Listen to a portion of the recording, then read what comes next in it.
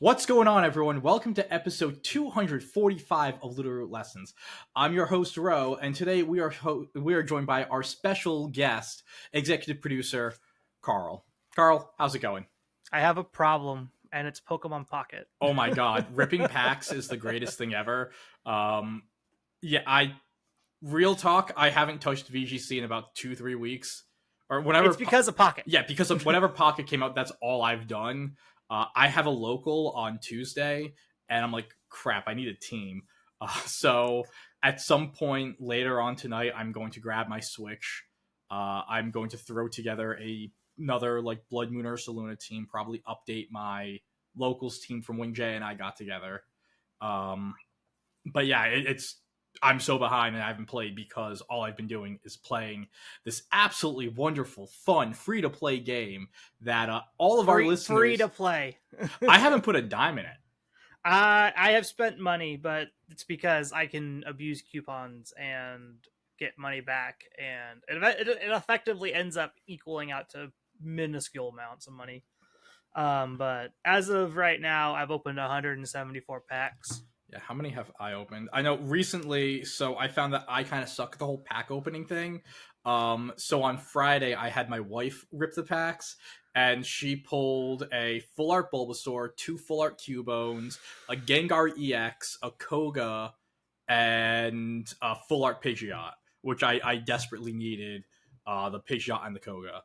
So I need she opened my daily pack and she got the full art Gloom out of the Charizard pack. I think it's 17 total cards to completely finish the card list. I've pulled 93. I've ripped 93 packs, so I'm about double what you're at. Yeah. And like I said, I have a problem. Let's actually. I've very effectively been able to min-max this game a little bit and open packs for minuscule amounts of money. Yeah, I know. One of our community members, Matt, Atomic Penguin, I got mad into it because he said that Go was tilting him, and he already knows if he tries playing Regulation H, he'll get tilted again. And he's like, "How is Pokemon? How is Pocket?" I'm like, "Yeah, it's fun. You can play it with your kid." And he said he's like, "Oh, I like initially." His initial rips were just awful, and then he's like, oh yeah, I had this $50 Google Play gift card sitting around, might as well just dump it all into Pocket. And from that gift card, I think he's a Gardevoir away from putting together the Mewtwo deck. He put together the Pika deck, or most of the Pika deck, put together like a few of the different Dragonite lists. So he's got he's got a lot of decks, but you don't need to put money in to build a lot of these decks. No, you don't. Actually, to start, we should actually explain what we're doing this week. If you haven't guessed already, since it is a week between tournaments, instead of talking, like, we've kind of covered where things are at for before LAIC. We're covering Gadonks last week. So this week we're covering like the game that the Pokemon game that everyone wants to be playing, which is Pocket. It's the brand new mobile game TCG collectible that does have a PvP element to it. The PvP is not the big draw for me. I'm not big into the PvP. It's kind of whatever. But the collectathon stuff is very much up my alley.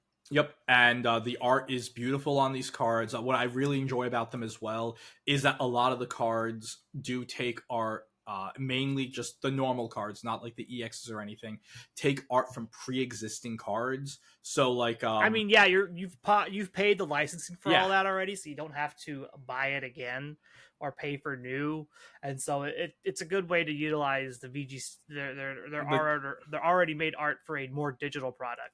And so for someone, I know I've mentioned many times in the pod that as someone who came into competitive Pokemon as a TCG player in Gen 4, like the Alakazam card that is in Pocket, that artwork is the Mysterious Treasures Alakazam from the second Diamond and Pearl set. And I have that. I have that card. I got from a pre-release that I played at in Johnston, Rhode Island, like oh my god, yeah, about like 16 years ago, probably even 16, 17 years ago or something. And it's like really cool seeing that the Slowpoke and Slowbro art are from, I believe, the fossil set, which is the Yep. third ever. No, yeah, third ever. Fossils is the third. Yeah, fossils the third. Yeah, it's the third pack because it's ever. base 2 and well, no, base jungle. It's base jungle, fossil, rocket, Yeah. base 2. Yeah. So it's like that's like a nice nostalgic thing. If you're someone who collected cards who was like around like Carl and I's age, and you collected cards as a kid and fell off, or you played the TCG competitively back in the aughts or the early 2010s, a lot of the artwork is the same. And just seeing that in itself is super nostalgic and you're like really, really fun for me. I'm currently trying to pull Alakazams to play that deck, and part of I also have yet to pull an actual Alakazam. Yeah, Chris told me he's pulled 3 full arts, not a single one of the regular ones. And I'm like, oh, Mr. Fancy Pants over here. I can't even get a regular one, so. I also have not pulled any of the Charizard packs. And with us mentioning the names of the packs, we should also mention that, well, it's 246 cards, and the cards are split within the set between 3 packs. There is a Pikachu pack, a Mewtwo pack, and a Charizard pack. Each, like, the packs do have cards that are commonalities between the 3. Yeah, there's a pool that's split amongst all 3, and then there's specific pools locked into each pack. It incentivizes you to open packs for a while of a certain type to get all the cards in that one. Then you can move on to the next one and do that for a little while, and so on and so forth. That's kind of where I got to. I think I've opened pretty evenly split between the 3 of them, and now I'm kind of just picking where I want a card from. You will that's the best way I found to collect them, at least if you're looking to just collect, is focus on one. Yeah. Don't jump around and pick whichever one you think is lucky that day. Just focus on a pack type, stick to that pack type. I'm currently focusing on Charizard again after I've already rotated through all the other 2. And so the way I attacked opening packs, I wanted to get a little more into the PvP side. Getting that trading card game itch for me was really fun. And the way that the PvP works, there is an online matchmaking system, but no online ladder. They'll tell you how many times you've won, but they don't give you a win-loss ratio. There's no ranking. So there's no real downside. Like, if you lose, it's what it is. It's whatever. Yeah. Yeah. Even the event currently, they're doing pretty much it's a laddering event where if you hit a certain number of wins, you get a medal. And it's not like you get knocked down if you start badly or get a loss. I mean, I started the event 04 because I tried a deck that I thought could have been good, but ended up being really bad. Yeah. The primate fossil deck, that not good. The fossil one's not good. No. But yeah, so it's like the PvP in itself is fun. So the way I attacked opening my packs was going ahead and initially, so we'll get into like a tier list and talk about like how the decks are, because we are a competitive Pokemon podcast mostly, so we will be talking about that. But like I targeted down to like, okay, well, for the staple competitive cards, a lot of them are in the Mewtwo pack. So I've been ripping that set. I was ripping the Pikachu pack because, as you will find out, the Pokemon made Pikachu really good. Who could have thunk it? Who'd have thought that was going to happen? Who would have thought the 3 best cards in the game were going to be Mewtwo, Charizard, and Pikachu? It's like they're on the art for the front of the packs. Why would they not be good? It's also like they're the 3 most popular Pokemon ever. Right? I'm so pissed. I'm the fact that they didn't give me an EVEX. You get the full art bakery one though. That's fine. I don't even have that one, which pisses me off. Also, if they gave you an EVEX, you wouldn't be able to. You'd be only playing the EV. Yeah, it'd just be EV. It wouldn't make any sense. Yeah, no, but it's adorable. Also, that would be a very strong EX that could go into any of the decks. I know that's not good. I know. No, it is good. No, that's not. It's for the balance of the game. It's not good. It's good. It's not healthy. There's a difference. I have my happiness though that way. You're fine. But yeah, so as we were saying, like the way I attacked my packs was like I ripped about 20, 30 so just Pikachu packs straight through, specifically to pull the 2 Pikachu EX. Like yesterday, or at least pretty much up until yesterday, once I got my Pikachu EX, I'm just pulling Mewtwo packs because there's a lot of just staple cards, staple engine pieces in the Mewtwo packs, along with the Mewtwo EX deck, which I have not pulled a single Mewtwo EX. I So have 3 Mewtwo EX. I have 5 Charizard EX. yeah, I only have 2 Pika EX. I have the two Pika EX and none of the other like big EX cards. I've got one of pretty much all the others. I've got both Starmie, both Articuno, I have the article. both Moltres, one Zapdos, one Venusaur. I think the only EXs I'm missing are specifically Blastoise, I'm missing. and Machamp. I'm missing Blastoise. I'm missing Wiggly, which kind of like I'm gonna get into the Wiggly because I that's another one. I know Jeff Hoagland, friend of the pod, kind of sort of from was it 3 years ago that we did that collab? It was a while back, but it was like it 3 was years it was ago. 3 years ago. Yeah, so it's kind of crazy like seeing him pop up, and it's like, yeah, Carter was on his channel multiple times, Oh yeah, which was just absolutely nutty. Trying to might try to weasel our way back in. maybe But yeah, we'll see. so But Jeff, for those that don't know, he's very math driven, very logic based driven. He loves his card games. He loves playing Magic. He was playing Magic for a while, and then WotC did what they do and just ruined it. So he jumped ship and played some other stuff. I've been playing Marvel Snap for the last 2 years, and he picked up Pocket when it came out for the soft launch in New Zealand. He picked it up, and now he pretty much splits his time between Snap and Pocket. yeah, and I pretty much his videos when they do pop up are I usually like try to watch them. He has some his editor does a very good job. Yeah, his amazing editing. If you are interested in Pocket, I would say his channel is one of the channels to go to start. You know, after you finish this video, do not leave. You are sitting here and staying and listening to me talk, and then you can go. And then you can leave. Then you can go talk to listen to the actual professional doing this, and not the me. But yeah, we should probably get into some of the hard data here so we can actually progress through this video before we get stuck here for another hour. Yeah, I will say, but before we get into it, do you like the gameplay itself? If you know how the TCG works, it is relatively similar. The differences are it's a 20 card deck instead of a 60 card deck. You play with points instead of prize cards, and it's the way that prize cards work. For those of you who don't know, in the TCG, when you set your board up, you draw your hand of 7 cards, and then you take the next top 6 cards, put them aside. Those are your prize cards. Whenever you get a knockout or multiple prizes for knocking out like an EX Pokemon or something, you could get like that knockout. You can pick up your prize cards, which are set face down, so you don't know what it is. And you win by getting all 6 prize cards. In Pocket, we instead just have points, which is just the same concept, but you aren't picking up, getting a new card. You're not putting cards from your deck away into the prize. You're just earning points. Yeah. Which I think, honestly, I would not be surprised if they actually do that eventually. I think if we were playing with a 30 card deck, No. I'm talking about IRL going to a point system. I'm not sure. Maybe I could see it.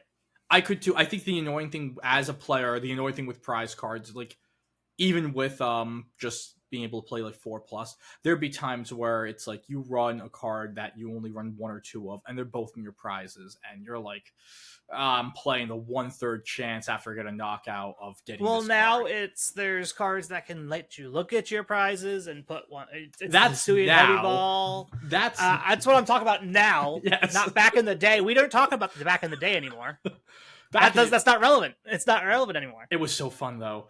I think one of the nowadays, like the prizes are just pretty much irrelevant. You can look at your deck, and most players know exactly what's in their prizes. Yep. Right off the bat. And now you have things like the Hisuian Heavy Ball that lets you go and pick a card out of your prize pool and replace it with the Heavy Ball. And so I would not be surprised like if they want to change the TCG to something similar to Pocket, being a points based system and just getting rid of prizes altogether. That's probably fine. Yeah. The other differences, so again, 20 versus 60 cards. In the TCG, you're allowed 4 copies per card in your deck. In Pocket, you're only allowed 2 copies.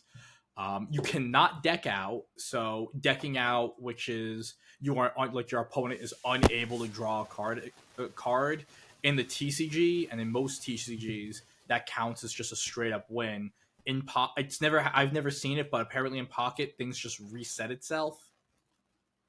It's so you can't lose by not being able to draw, which is a little weird. And I think the final, I think that not being able to lose because you can't draw is fine for a digital game, yeah, I because agree. there's the fact that there's only 20 cards and they want you to be able to see all your cards, so they play things like Professor Oak and Pokeball and other ways to dig and look at your hand and stuff like that. So it's fine. Especially like a digital space where it's like you are probably going to see all of your deck eventually Yeah, if the game goes long enough. Whereas like in a game of 60 card, if you see all 60 cards and have played all 60 cards, someone should have won by now. yeah. Um, Other changes outside of that, I think. In the bench, which are the Pokemon you can like the extra Pokemon you can have on your field, got shrunken from 5 to 3. And honestly, the biggest change that was kind of threw me off with the deck building process is, or at least when we were building decks, I'm like, okay, I don't know how this is going to work. So energy cards are physical cards in your deck in the TCG. In Pocket, it is a pool. You will always get an energy every turn. You can pull from your pool, and if you use multiple types of Pokemon, say you're running a deck with electric types energy and water type energy, it'll randomly select which energy you get for turn into your pool um, every turn. So like Yeah. that was honestly the biggest thing for me, because like when I saw, okay, 20 card deck, wow, how many energy am I going to run? Like, how's that going to You ain't got to work? worry about it. And yeah, so That's which the is big. That's nice. another big thing. It's just like if you were gonna put energies in Pocket and have them be part of your deck, then you were going to have to increase the deck size because you let's the average deck right now is playing about 6 to 8 Pokemon total, and then anywhere from 10 to 12 trainer item support cards. If you were going to add energies to that, you're going to either have to pull from your supporter stuff or add to like make the deck size bigger. So it's definitely a good move to make it to where energy's always accessible. You Mm, can't just you don't there's no non games outside of just like I didn't draw my Professor Oak or my basic Pokemon or whatever. yeah. And, oh, that actually with you talk about the basic Pokemon, that is the other thing. In the TCG, you have mulligans. Mulligan is if you do not start your opening hand of 7 with a basic Pokemon, um, you gotta redraw pretty much. Again, mobile game, so they can kind of fix the They odds, can so to fix it. speak. They can get rid Yeah, of the option of a mulligan by which it takes time from the game.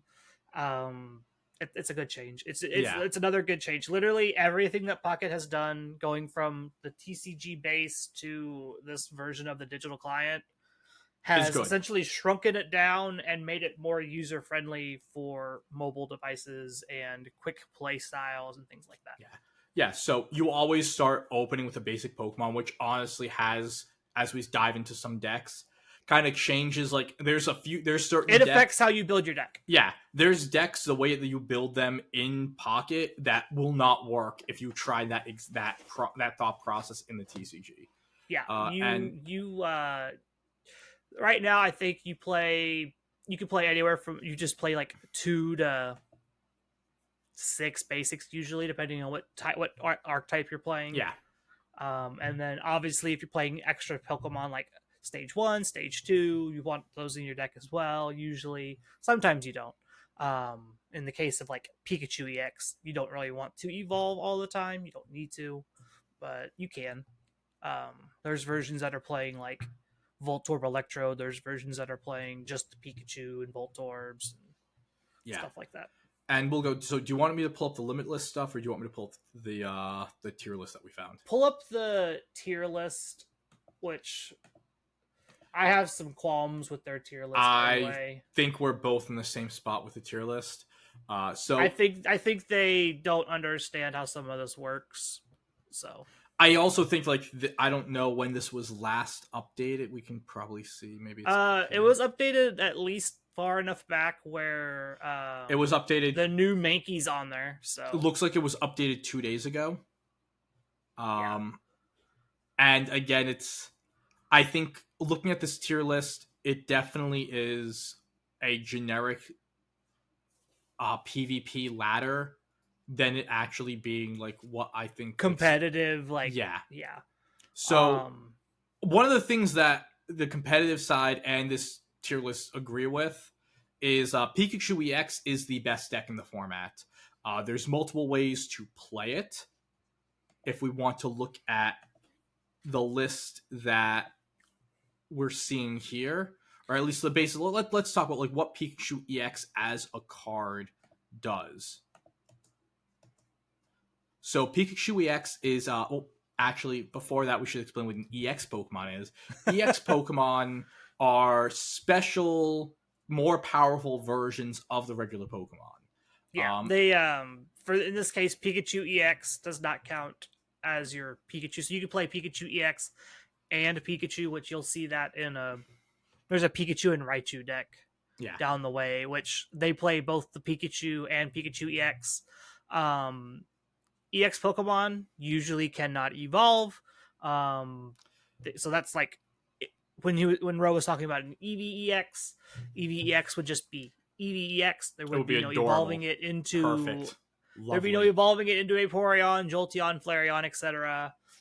This Pikachu does not evolve into Raichu, but there's a reason for that, because evolving into Raichu would be a downgrade for this Pokemon. Yeah, no, this is one of the best cards. So for 2 energies, you can attach 1 energy per turn. So by your second turn of being able to attach energies, the Circle Circuit attack does 30 damage for each of your benched electric Pokemon. So you can max out at 90 damage, and in this metagame, the way it's working right now, 90 for 2 is pretty good. Yeah, you're knocking out... It's slightly above rate. You're pretty much knocking out all basics outside of like opposing Pikachu EX. A lot of stage 1 Pokemon, your middle evolutions, Wartortle, Ivysaur, Dragonair, so on and so forth, you're coming close to, if not taking those out. And you're 2-hit KOing pretty much the entire format outside of Venusaur EX, I believe. Does Charizard hit 190 or is it 180? Charizard hits 180, I want to say. So, it's 180. Yeah, so I know Venusaur EX is 190. Yeah, Venu's 190. It's the bulkiest Pokemon of the bunch. Yeah. Charizard hits 180, Blastoise hits 180, I believe. Yep. So the idea with the Pikachu deck is it's very easy to set up with attacks. It's super efficient not only in attack cost but retreat cost as well. When your Pokemon is in the active position, you need to give up energy to bring it back into the bench if you want to switch your Pokemon. So it's like you can't just swap out like VGC. There's a retreat cost. Yeah, there's a cost to it. The retreat costs for a lot of the electric types are either 1 or 0. So it's because they're fast. Yep, it's relatively efficient there. And being able to just get the damage off is huge. Now, your average Pikachu EX deck is going to also have Zapdos EX. Zapdos is it's a bulkier Pokemon at 130 HP, has a single energy attack that does 20 damage, which isn't a lot, but the damage is the damage. What's really nice about Zapdos is its second attack, which is 3 energies. You flip 4 coins and you do 50 damage per heads, and this really helps the damage ceiling on your Pikachu decks. Without Zapdos EX, a deck like Venusaur is an absolute auto loss for Pikachu. You can't win the damage trade. Yeah, you, Zapdos, you don't actually make headway against things like Venu. yeah, Zapdos, you got to flip 4 heads. If you do that though, you got it. Zapdos, you really only need 3. Like, you only really to get an advantage against the Venu, you only really need to flip 3 heads, which isn't awful. Because No. then, if the Venusaur's not usually not dealing enough to hit you to KO you the next turn, and so then you only really need to flip 2, and so it gets easier for Zapdos as you go. Whereas Pikachu being that flat 90 consistently can really get put behind because Venu can heal up, and then the Butterfree free heals heal it up, and so at one point you're only doing 30-ish per time, whereas Zapdos is going to get away with dealing 50 to 100 extra on top of that. And then outside of those two, and by the way, you don't need to play Zapdos EX. I will say if you have it, I it's would better say to play it. like of the needs for this deck, Pikachu EX is obviously the must. And then my next highest priority would be the Zapdos EX. And then after that, it's literally you could play Voltorbs and Electrodes, or you could play Pikachus, or you could play Pincurchin, or Helioptile and Heliolisk. I love Zebstrika with this deck. Zebstrika is another good one. It's so good. I actually hate playing the base Zapdos, the base 100 HP Zapdos. I think it is just a dumb base 100 Pokemon. So I think HP Pokemon. So the one thing that Zapdos really helps with, and we'll probably get into this a little later, it really helps with the Weezing matchup, because you're able to, with that Raging Thunder attack, you're able to guarantee with a Giovanni the knockout, and that is one of the tougher match. Again, talking with Pikachu, the damage ceiling usually being on average of 90, the base Zapdos being able to raise that damage ceiling to 100, and then getting that 10 extra with Giovanni definitely helps. And with me mentioning Giovanni, I think we should talk about what the trainer cards are, for those of you who don't know, in the TCG, or at least specifically Pokemon Pocket. We have 2 types of trainer cards. We have supporters and we have items. So supporter cards are usually based on NPCs in the game, gym leaders, the professors. If you go out again outside to the TCG proper, like other trainer types, like I know like the welder character was a trainer type was a big card, fisherman, blast, so to speak, like all of those encapsulate it. In Pocket right now, your supporters are the 8 Kanto gym leaders and Professor Oak, as the professor's research card. Now, as sets come out, I wouldn't be shocked. We'll get more. It'll still be the same professor's research, but it'll be professor's research with like Sycamore or Elm or Juniper or whatever, Birch, whichever professor. Supporters are usually they are very powerful. The 3 main ones you want to look at are professor's research, which lets you draw 2 cards. Being able to draw 10% of your deck is absolutely nutty. And that's why everyone plays red card. Yep. Sabrina forces your opponent to switch Pokemon. It's a great way to stall games out if they already have like a Pikachu set up and they have like a base Zapdos with no energy or something, or they're trying to set a Charizard up and the Charmander, the Charmeleon gets forced out. You can get ahead by taking out like their lower stage Pokemon instead of letting them build it up. Personally, I think Sabrina is the best card in the game because it's able to go ahead. It's for those that play TCG. This is pretty close to as boss's orders as we're probably going to get in Pocket. Yeah, we're not going to get. Or if you're a super old head like me, it's like Diet Gust of Wind.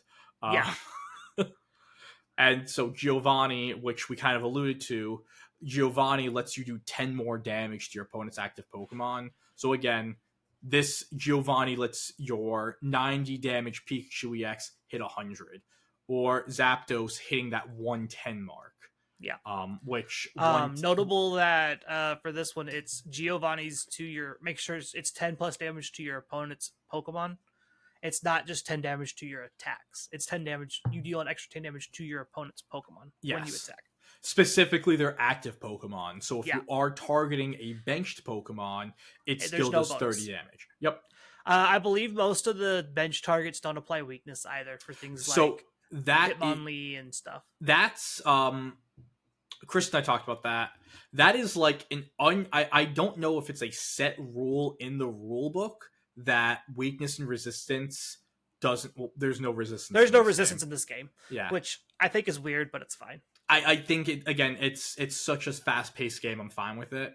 But like so on all of at least when I was playing, all of the cards that could target bench Pokemon, the attack like the flavor text on the attack would It specifically usually say specifies don't apply weakness and resistance. Yeah, every single time. which is why I think it's just coded into the game. It's just Yep. like the bench Pokemon don't take weakness hit damage usually, Yeah. as far as I'm aware. Now I haven't seen an instance of it yet. you never if you do, it'll be a shock to me. Now the other types of trainers that we're talking about are the item cards. These cards supporters you can only play one per turn, and that's just one period. So you can't do like I'm going to play a professor's research. You can't chain then them into each other. Yeah, no, that'd be busted. Just straight up one per turn. Your trainer cards, you can play as many as you want per turn as long as it's in your hand. Potion heals your Pokemon 20 HP. X Speed lowers the retreat cost. Again, this is another reason why this deck is so good. Using an X Speed, you can all of the Pokemon in the electric deck become free retreat. Yep. Pokeball will randomly search a basic Pokemon and put it into your hand. Red card is probably the last big use trainer. Red card will go and forces your opponent to shuffle their hand, and then they just draw 3 cards. Yeah. It's good to use, like, if you've seen them use a professor's research, and then it's like, oh, I'm just gonna get you, because it essentially takes those cards effectively away, because unless they are playing all basics and just playing them all to the bench, most of the time it's something that they want to hold on to and wait for a later turn. So I'm a big advocate for red card. I love that card as a just like interactive opponent. Yeah, I think it's a really cool card. And what is nice, just talking again about free to play stuff, Potion, X Speed, Professor Oak's red card, Pokeball, pretty much all these trainers and Professor's research you get just from playing the game. Yeah, you could buy them through the shop with shop tickets, which you get those. So many of those. Those are so easy to get. And you're also just gifted one of each of these item cards just for playing the tutorial. If you play through the tutorial, you get one, and then you just have to buy them again. Sabrina is in the Charizard pack, and Giovanni is in the Mewtwo pack, and those are definitely cards to target in terms of building. I will say there's a crafting system for the game. You based on like how many packs you open, you get pack points. Use your pack points on supporters if you're interested in just playing the game. Yeah. No, the odds you open a supporter are actually significantly lower than just opening a regular card. Yeah. I use the account I'm playing on right now, like the main thing I pulled was I used 140 points to just craft the 2 Sabrinas, and it's just so much easier to do worth that. It.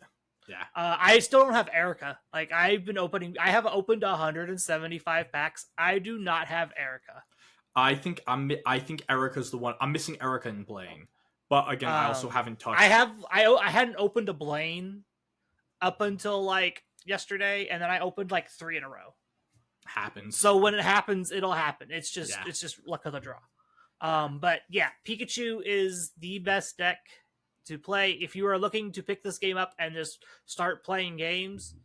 Focus on opening the Pikachu packs, get your Pikachu EXs early, and you'll just take off. Yeah. You get a guaranteed EX out of your first pack regardless. Pikachu's the one that gives you Marowak, right?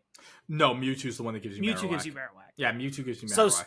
So my advice to those, if you're looking to min-max this game, open Mewtwo first, get your Marowak EX. You'll be able to play the Lapras event and stuff and get your promo Mankeys and open Primeapes and all that other stuff. While you're doing that, open Pikachu packs to get your Pikachu EX. Then the next deck we're going to talk about, and so one of the things that this tier list shows is Starmie Articuno as an S tier deck. I would It's lump any kind of Articuno Starmie, Articuno EX, Lapras EX. I would lump most of these together and just say Misty. yes. Because that's what makes the deck work. So let's talk about specifically the Articuno EX, Starmie EX, what these cards are. So we'll just go through real quick. The Starmie EX is an one other thing that we never explained about the EX Pokemon, why they're so special. EX, they are stronger, but there is a cost to using them. So just like in the TCG, where Yep. you get 2 prize cards, the EXs in here are worth 2 points. Yeah. So in a 3-point game, if you knock out any EX Pokemon, you only have to take 1 more point, which is nice. Starmie, it's just a free retreater, 130 HP, 2 energy for 90. Really, really good. And Articuno EX, which is one of my favorite cards to use in this game. Articuno EX, 140 HP, so a little bulkier than Pikachu and Starmie. Has a bit of a heftier retreat cost, though, at 2. What's nice with Articuno EX, you have the 2 energy attack for 40 damage and a 3 energy attack that does 80 damage to the active Pokemon and then 10 damage of chip to each of your opponent's bench Pokemon for 110 damage total. The 40 Ice Wing is whatever. It's a little bit underrated. The fact that the 3 attack is technically 110 damage if they have bench Pokemon. It's better the bigger bench your opponent has. It's not so great when it's just dealing 80 damage to their Zapdos EX or whatever. Yeah. The big thing that makes this deck good, because what you're going to see when looking at these decks, a lot of the trainer lines are going to be relatively similar in the grand scheme of things. Giovanni, your deck Giovanni, Sabrina, Professor Research. Those are probably the big 3 you're going to see every That is your Incin, Rillaboom, Urshifu of this game. You have to have a really goddamn good reason you don't to always not play use them. 2 of them. Sometimes you play 1, sometimes you play 2. Depending on kind of what your deck's doing. Like, Giovanni doesn't have great synergy with Articuno because it's only putting 10 damage on the Blizzard and not the extra 10 on the bench. So you don't really need to play Giovanni outside of for like the one-time star we need to deal 100 damage. Yeah. But that means you get to play other cards, which is Misty, because this thing is this is the card that breaks this deck, or at least could potentially break it. What Misty does is you can choose one of your water type Pokemon, say your 3 energy needing Articuno EX, or your Lapras, or your Greninja, or whatever, and you flip a coin until you get tails. For every heads, you take a water energy from your energy zone and put it onto that Pokemon. So you can only attach 1 energy per turn. This not only bypasses that rule, but after using Misty, you could still use your 1 attach. Yeah. So you can have a turn where you get 2 heads and attach your energy, and you're just golden. Yep. You can you can hit your 2 heads on the Starmie. Okay, Starmie's good. I can start setting up my Articuno. Hit the 3 heads on the Articuno. Great. I'll set my next Articuno up. I'll set my Starmie up. And one of the other things, so if you go first in this game, your energy pool is blank. So you can't. The first going first is bad. Yeah, going first is bad.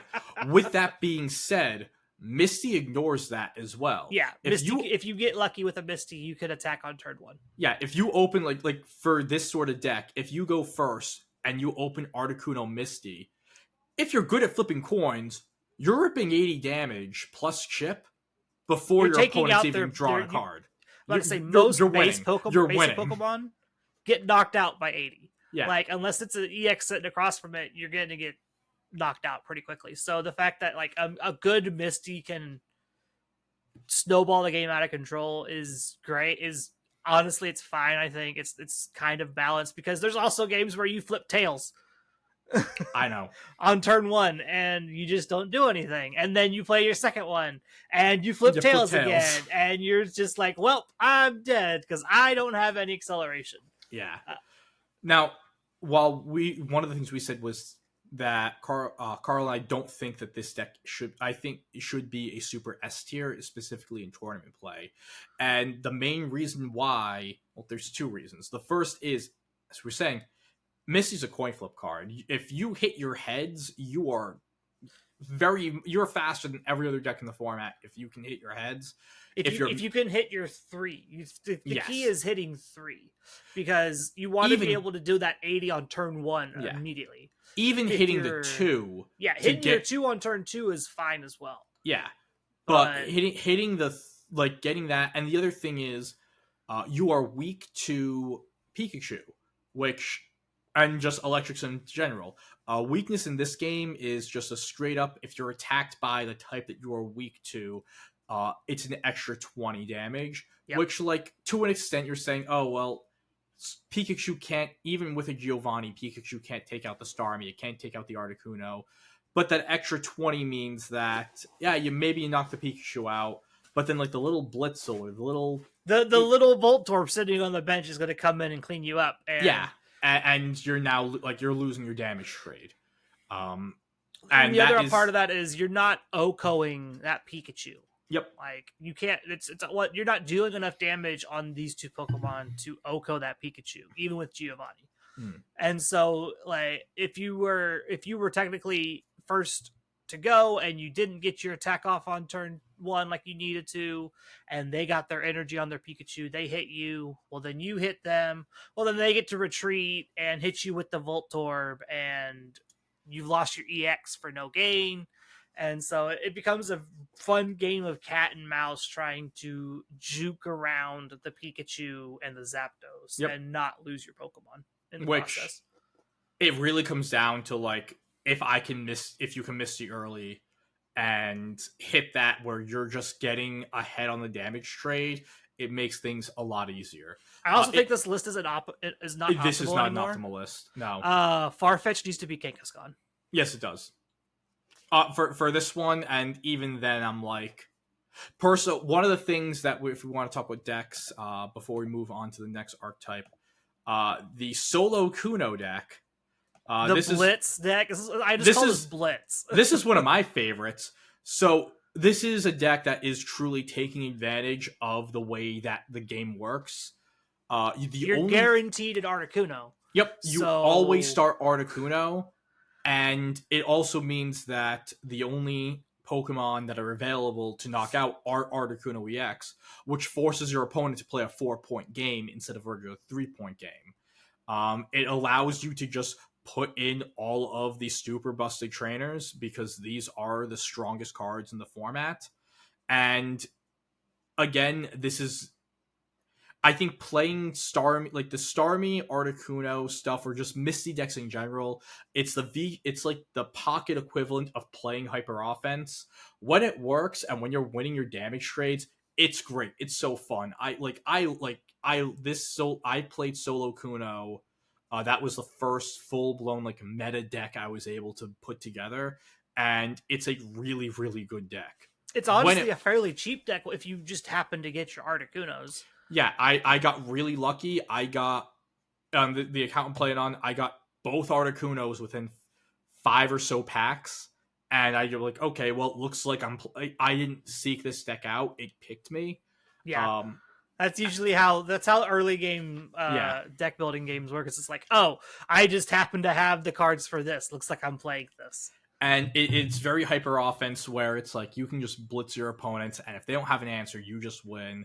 Except if the meta, like, if you get if you call the lead wrong, by that I mean if your Misty doesn't appear or you hit tails in your Misty, you're kind of capped out. I literally had a game yesterday where someone was playing the Blitz Articuno deck, and they Mistied on 1, flipped to tails, Mistied on 2, flipped to tails, conceded. Yeah. No, that's all I did. That's all it to. was. I didn't even have a Pikachu X set up on the field. It was literally just flipped a Misty, missed it, flipped a Misty, missed it. I'm done. Yeah. The next two decks we're going to talk about, I think, are going to be, and once we talk about these two in depth, we'll probably dive into more of like where things are at tournament wise. These are two decks that we believe are head and shoulders better than the Articuno.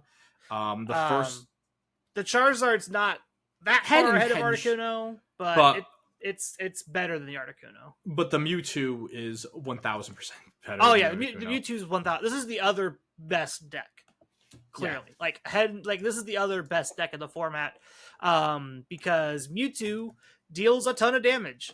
So not only that, it's insanely bulky. Mewtwo at 150 hit points, which is one of the real high benchmarks of this game.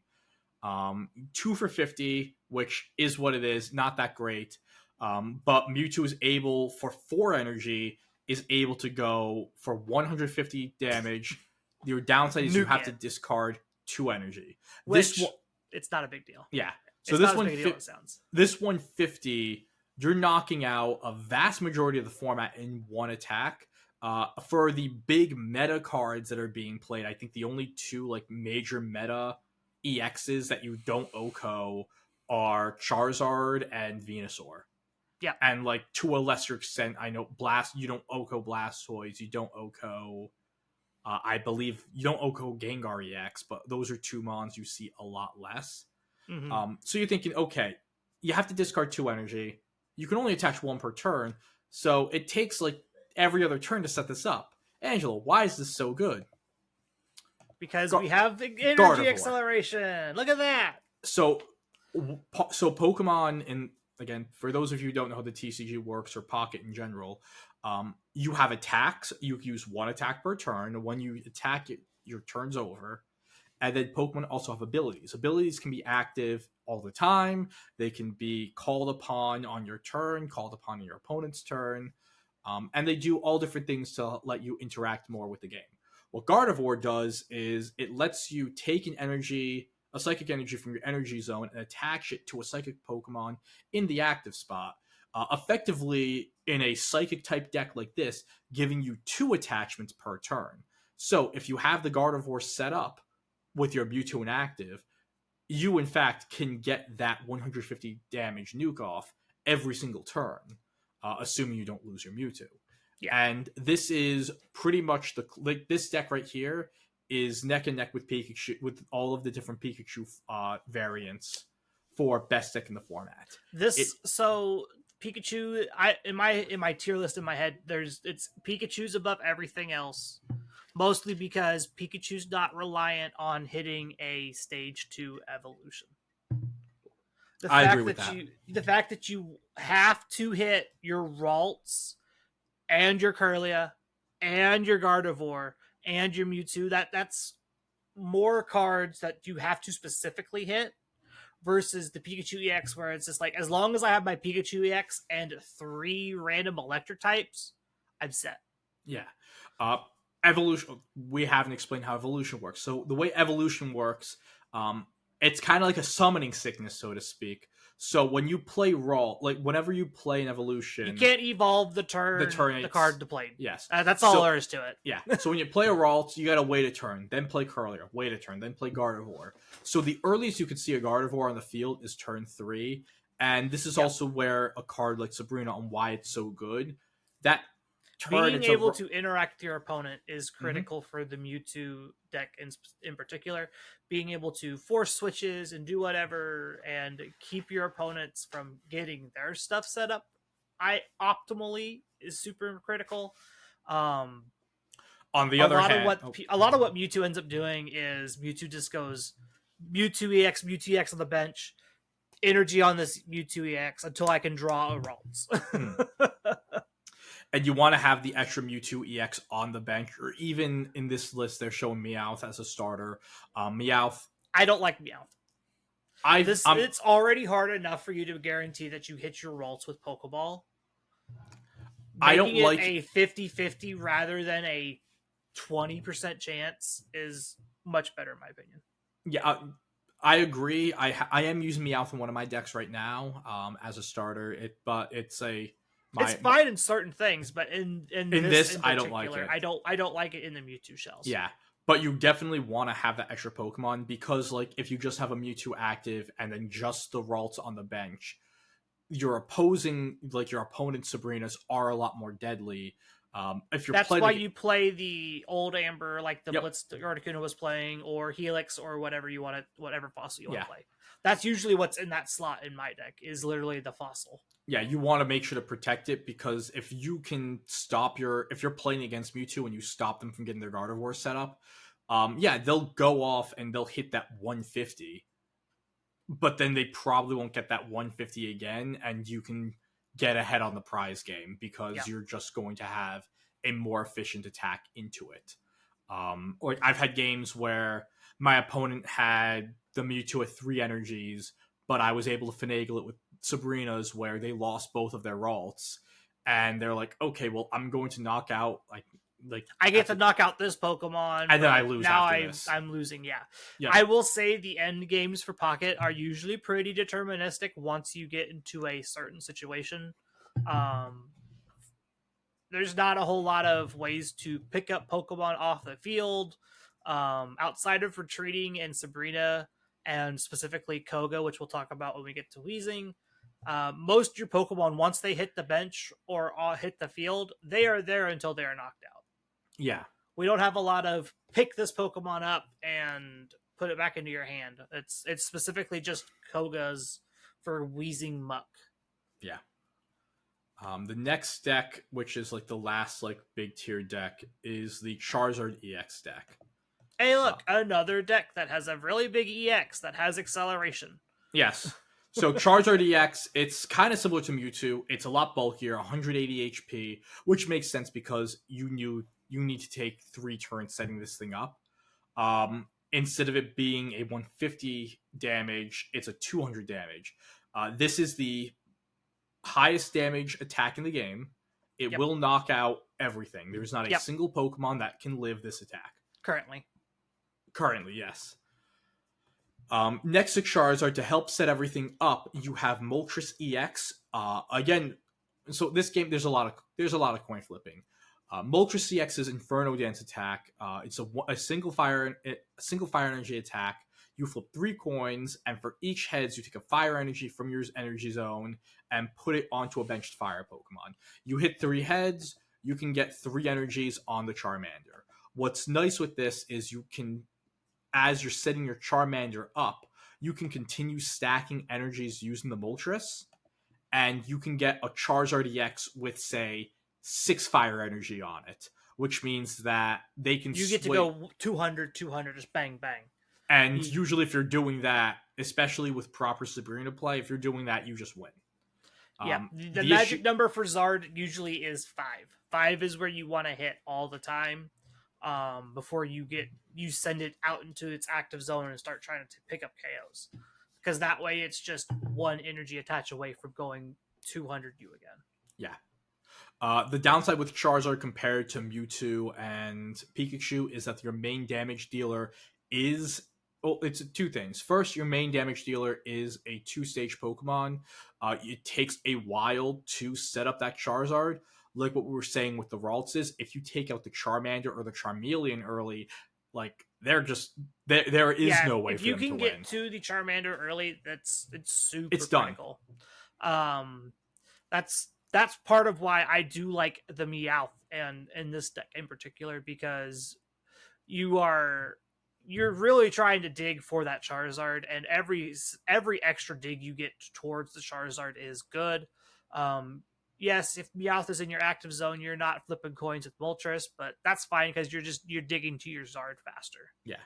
The other issue, and with you bring up the Moltres, is the fact that compared to Mewtwo, the energy accelerator in the Mewtwo deck is Gardevoir, and one of the nice things is if you do lose your Mewtwo and you're playing a Gardevoir deck, honestly, you could put your Gardevoir as an active. Its ability will let it attach energy to itself when it is an active Pokemon, and the fact that it can set itself up pretty quickly as a single prize attacker, swinging for 60, it's not a lot of damage. Yeah, but it's good if you have like Sabrina pull their first stage, or basic bench up and just, or bang, even bang. if you've like peppered up your opponent's Pokemon, they're a little damage, it's able to clean itself up. Yeah. Moltres, on the other hand, can't accelerate energy to itself, and it is an EX Pokemon that is weak to Pikachu. Yeah. Which makes it this that... This is why Zard is just a little bit lower than the other 2. Yep. Yeah, Like because in the hierarchy of what's viable, Pika, Mewtwo, Zard's like down here, and then you get to see like Articuno, and then Marowak, and then all the other stuff. yeah.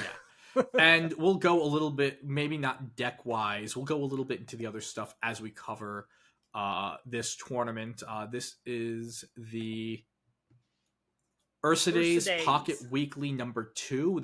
This tournament had just over 1,100 participants finished yesterday with a $350 prize pool. Yeah. And when you look at what the metagame was, the 4 decks that we talked about, the Starmie Mewtwo, the Charizard Moltres, the Mewtwo Gardevoir, and the Pikachu Zapdos were the top 4 decks. What I would like to note is that below here, you do see Pikachu Electro, Pikachu Zebstrika, Pikachu Raichu, and that is one of the things that makes Pikachu so good. It's not just the Zapdos version that is Yeah, really there's good. other versions you can play. Honestly, like if you take all Pikachu EX decks and just lump them together, it's over it's probably 30 close to 35% of the meta for this event. If you take so 23, 26. Yeah, if we scroll down a little more, yeah, but like when you look at the top, I again like the best way to look at this is like back in Reg F when everyone was playing Japan Balance, but you know, it's like, oh, Slight tweaks. this one has a fire pawn. This one like has like yeah, like it's the slight tweaks. It also goes and shows like especially like specifically the Pikachu EX with Electrode and Zebstrika and Raichu. These are very very very friendly free to play decks. The only EXs you're really digging for are the Pikachus. Yep. When Whereas like Zard needs the yeah, Moltres. Zard Mewtwo has to have Gardevoir, which is also a hard to pull card. Yep. Not as hard as the EXs. Still not easy. It's not like an uncommon or uncommon card Yeah. like the others. So not only is the Pikachu just very, very friendly to play and very like strong, it's also one of the easier decks for you to pull. Zard, I mean, the Mewtwo is right behind it. And then it's a absolute drop off. And we see the Zard Moltres only at 78 players. And then you kind of have another tier, the Starmie EX, Articuno EX, and then some of the anti-meta picks. Arbok, Weezing, Dark Deck, and the Blaine offense, which is Ninetales, Rapidash. Yeah. Do you want me to pull those 2 up? Ninetales, the Blaine deck for sure, and then probably if we're gonna talk about a Weezing deck, or Arbok deck, it's probably gonna be Arbok Pidgeot. I think I'd rather pull up the Koga deck. As someone who's playing the Arbok Pidgeot, it's fine. It's not great. I think the Arbok Pidgeot deck's probably better than just the Arbok Weezing deck. Arbok Weezing is a little. It just sits there it's there to feed off of exactly Mewtwo, and Arbok Weezing loses to everything else. No, Weezing's actually pretty good into Pika. The problem is it's just Weezing is good into Pika. Arbok isn't that great. No, it's not. That's the problem. That's what I'm saying. Is like the Arbok Weezing deck isn't great into anything outside of Mewtwo. Yeah, I think we could talk about Arbok. There's a reason why Arbok Weezing has a 39% win rate. Yeah, I think we could talk about like just Weezing in general. But we can talk about the Blaine deck, and this is another great free. Like again, this is probably the friendliest free to play deck there is outside of just getting Blaine's. Yeah. Well, I mean, if you're pulling, so this is pretty much all of the cards in this deck. Actually, yeah, all of the cards in this deck, unless you like are from the Charizard pack. So if you do want to play this, you can just heavy slam Charizard. Ninetales is a 2 energy attacker, 90 damage. For a stage 1, that's really above rate. Yep, a stage 1 non-EX as well. Rapidash is a 100 HP, 1 energy, 40 damage attacker. And then Magmar is a basic 2 for 50. Now, you're saying, okay, we just saw 200, 150, 90 from these EXs with like no discards. Why the hell is 1 for 40 good? And again, it's understanding like the combination with these supporters. So what Blaine does is if you use an attack by a Ninetales, a Rapidash, or a Magmar, you do 30 more damage. So by dropping Blaine, this is now 2 for 120. You're knocking out Pikachu EX straight up. This is now 1 for 70, which is absolutely insane damage. You're knocking out most basic Pokemon. Yeah. 2 for 80. Not amazing, but for a non-EX basic, pretty freaking good. And again, it's just a super, super aggro deck. The deck I've been playing, which is the Arbok Pidgeot deck, it hard loses to Blaine to the point where every single time I see a Ponyta as my opponent's active Pokemon, I just concede before the game even starts. Yeah, you just leave. Yeah. I know how it ends. I'm very quick on the concede button for certain matchups too. Yeah. And I think the other one, let me see. I'll just pull up this deck because the Dragonite deck, not for the Dragonite, but just to show. The Dragonite's cool. Dragonite's cool. It's just really hard. Yeah, this is more so just to show what the Weezing is. And Weezing is generally one of the best engine cards. So Weezing is a dark type Pokemon. That's another thing that's a little weird, like with the TC. Poison types don't exist. Yeah, so poison types are dark types, ice types are water types, psychic types are fairy types. You mean fairy types or psychic type? I mean, fairy types are psychic types. All rock, fighting, and ground is just fighting. Yeah. So they just get lumped. Metal has its own energy type, and Dragon has their own energy type. No, Dark does. Dragon doesn't. Dragon has its own energy on a card. Type on a card. It's its own type in the card, but it doesn't have its own basic energy. Dragon is the only type. Dragon and colorless. No, they're not even. Not yet. Yes, you forget that this is an all digital game. This is, maybe we do get the basic Dragon, but I will be shocked if we see that.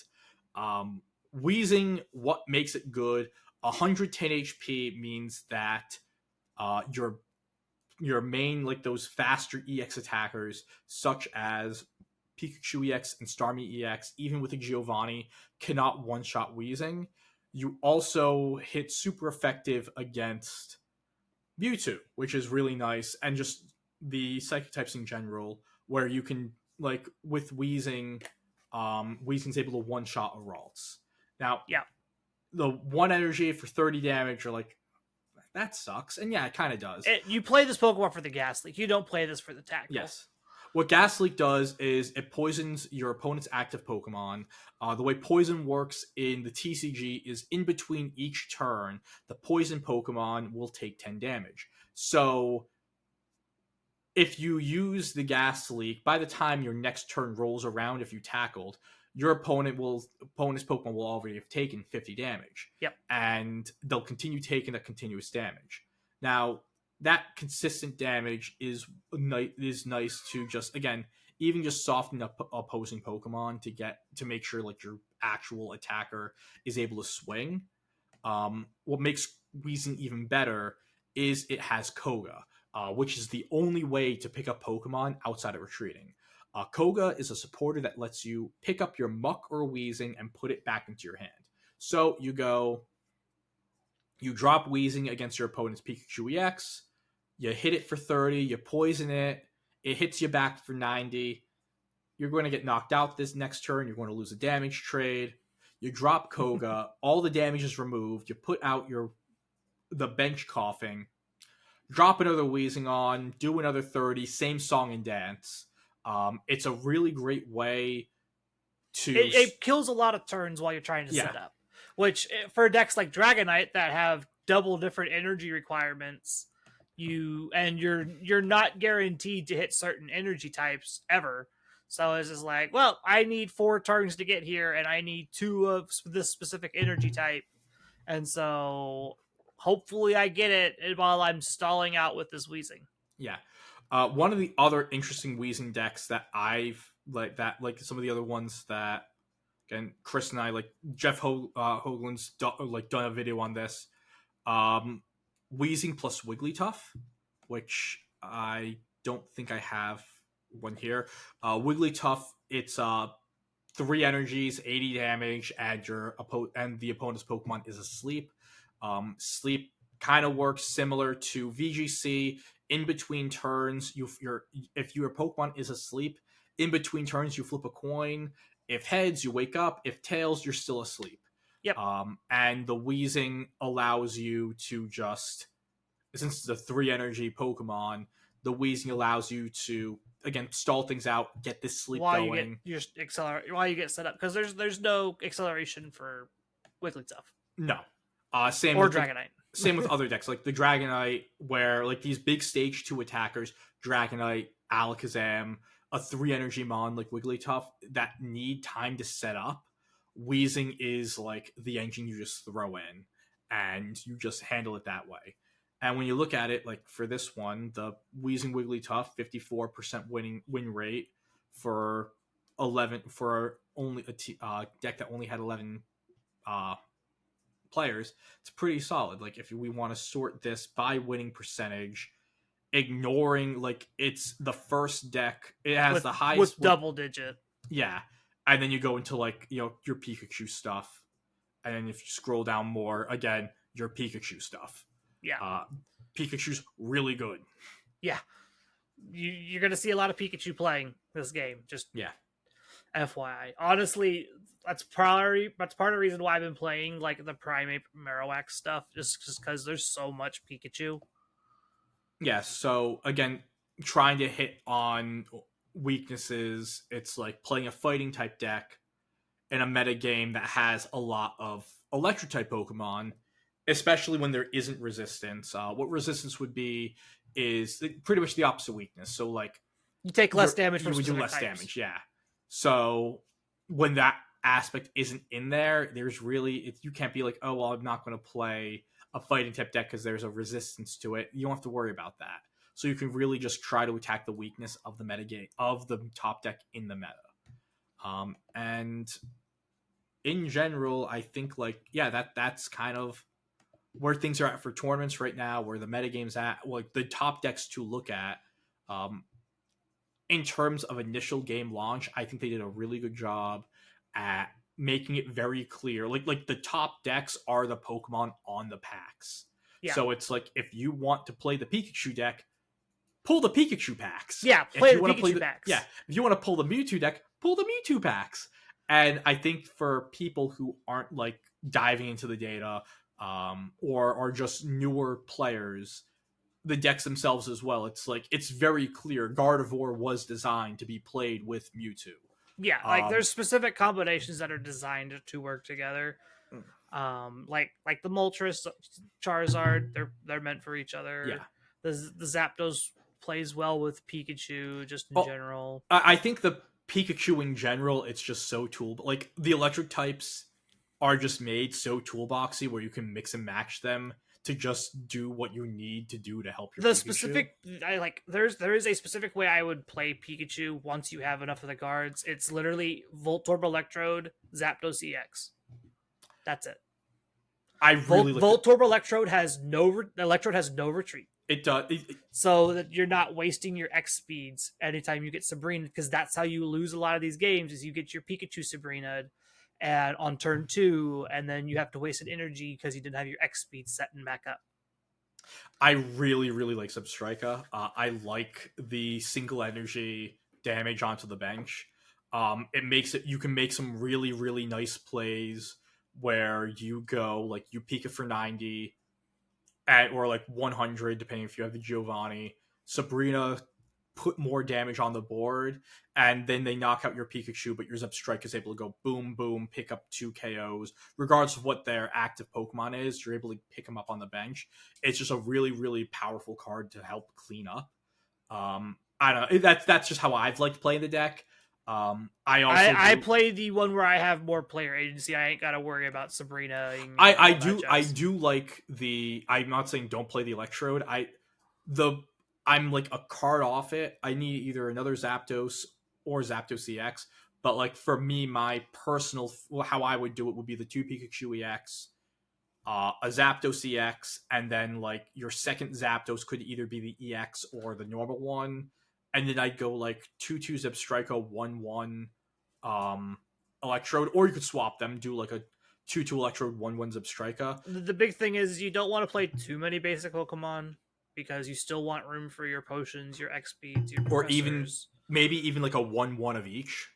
Like I the max number of basics I would play in Pikachu EX is 7. 7's about the max on what you want to do. Because then you've got room because you want to play the Evos for whatever your other your non Zapdos, non Pikachu basics are, whether that's Electrodes, Zebstrika, or whatever. And then you could play. I guess you could play Pincurchin or Zapdos as this like basic that doesn't evolve, and then from there it's your 2 potions, your X speeds, your Professor's Research, because that's 6 cards right there. You want to play at least 1 red card, both Giovanni, both Sabrina, probably. So like you're really limited on your card slots when it comes to trying to fit extra Evos on top of your stuff. And I think the Zapdos EX is so important to have because then you're not just completely dead to fighting type decks. That is the other thing that I do like.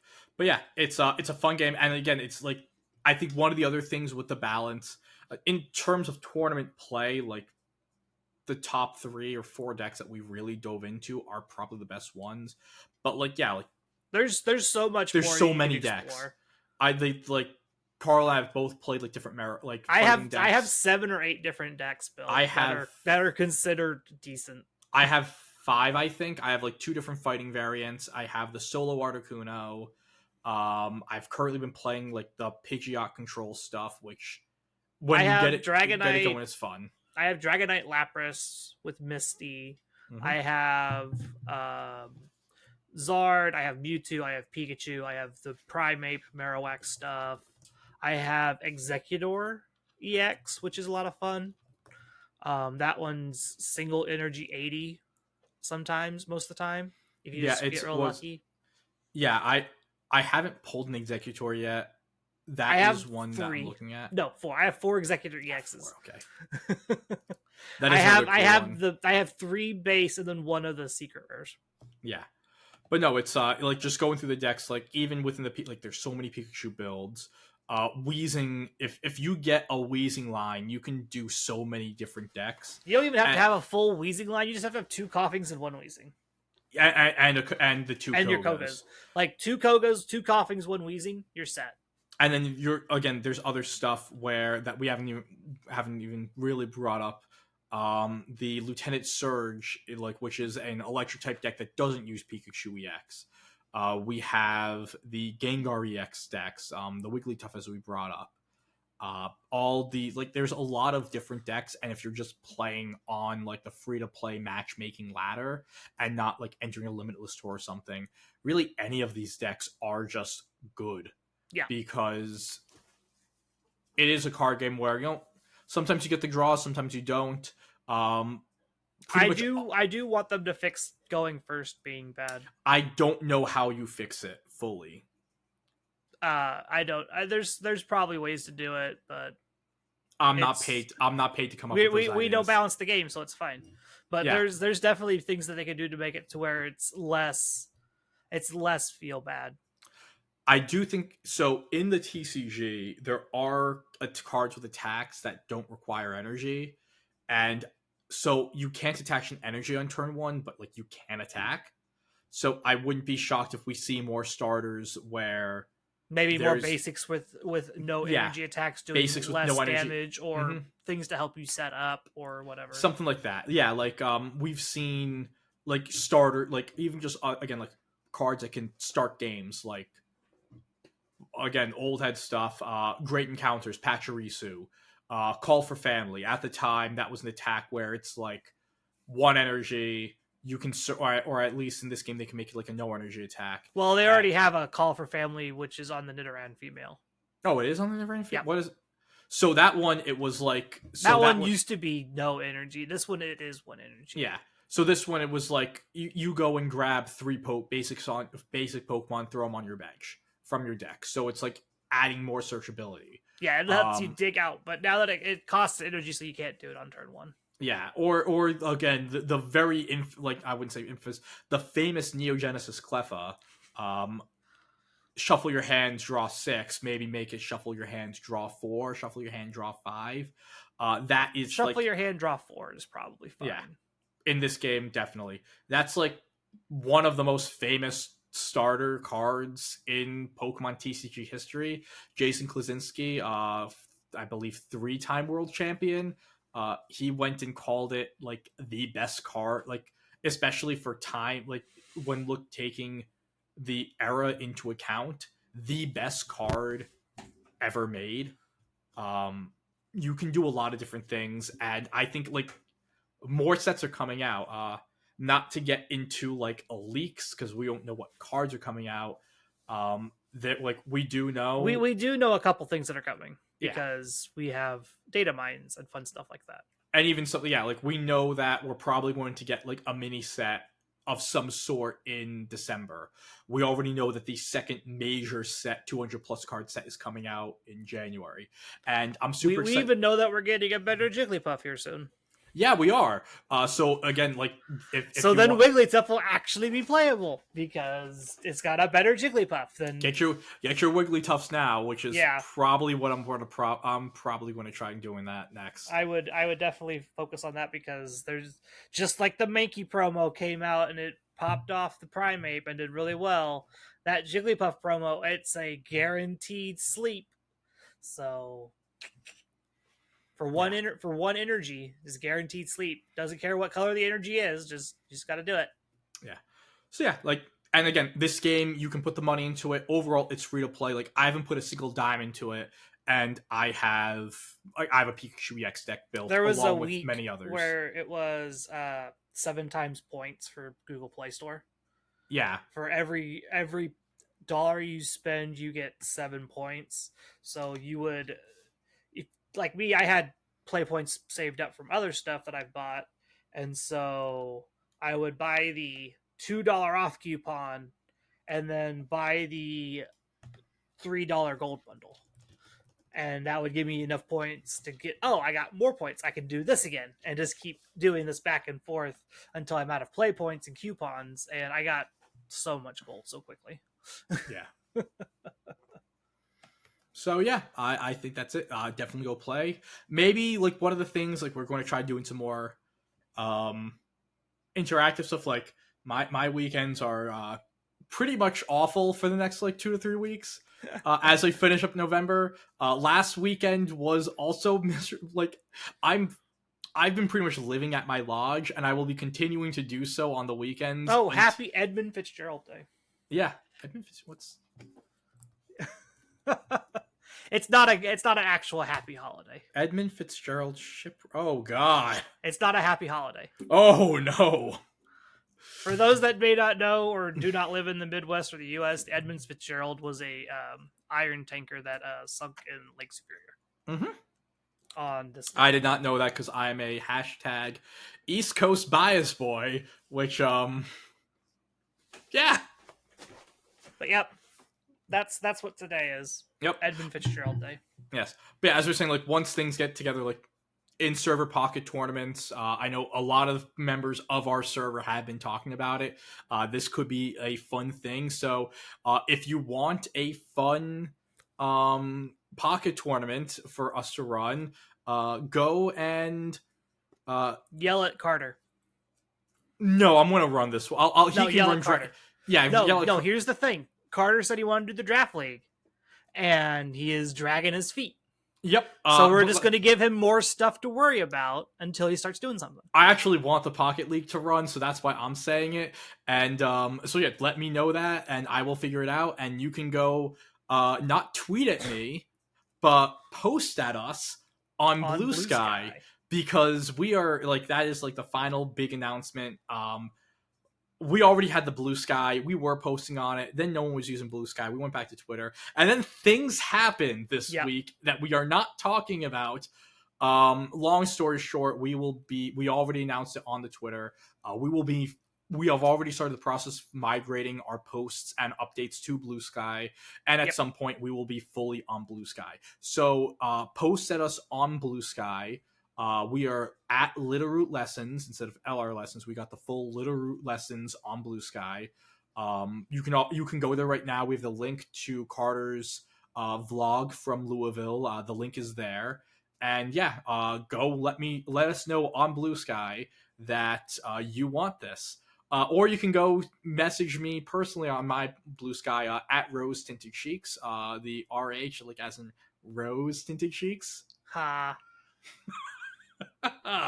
I love myself sometimes. Ba-dumts. And for the other socials and everything, oh god, I'm gonna do They'll this. be updated in the description. Don't worry. Yeah, they will. And for our other socials, if you want to find us anywhere, you can still find us as of right now at LR Lessons. All the hosts are still using Twitter, but we have also, I know Carter and Carl do have their own Blue Skies. Yep.